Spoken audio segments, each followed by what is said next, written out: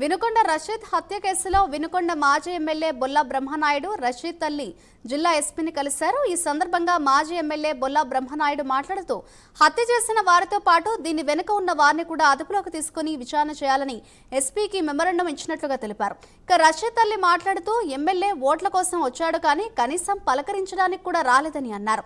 SP తమకు న్యాయం చేస్తానని మాట ఇచ్చినట్లు తెలిపారు. రౌడీ షీటర్ అనే కేసులు ఉంటే చెప్పమనండి. అంతేగాని అతను ఎక్కడ కూడా చాలా సౌమ్యుడండి. చాలా గొడవలకు కానీ లేకపోతే బట్టబయలుగా తిరిగే మనిషి కానీ కాదు. అలాంటి వాడిని అలా చేశారు. చేసిన దానికి నిజమైనటువంటి ఎవరైతే అది ప్రోత్సహించినటువంటి వాళ్ళు ఎవరు, అది చేసిన వాళ్ళు ఎవరు, దాన్ని చేపించినటువంటి వాళ్ళు ఎవరు, దానికి ఉన్నటువంటి వాళ్ళని మీరు తీసుకురాకపోతే ఇంకా వైరస్ లాగా ఇప్పుడు చెప్పాడు కదా, కొమ్మలు నరుగుతున్నాం తర్వాత మొదలు నరుగుతాం అని చెప్తున్నారు కదా. కొమ్మలు అంటే ఇంకా ఎంతమందిని నరకాలని? ఆ మొదలునే నరుకు, మమ్మల్నే నరకండి.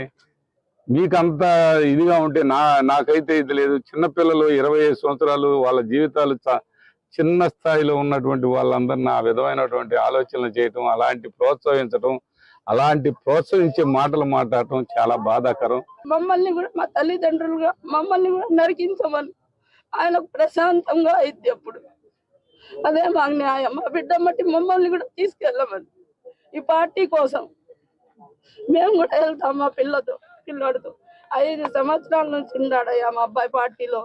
ఎక్కడన్నా తప్పు చేస్తుంటే మేము చూపించండి అని మేము అడుగుతున్నాంగా. మీరు ఎందుకు బయటికి తీసుకురావట్లేదు? అవన్నీ సాక్ష్యాల బజారుకు వచ్చి అడగండి. మా పిల్లాడు ఉన్నాడేమో, బండి కాల్చిన దాంట్లో వాళ్ళ ఇంటి మీదకి వెళ్ళారని కొట్టి పుకార్లు పుట్టిస్తున్నారు.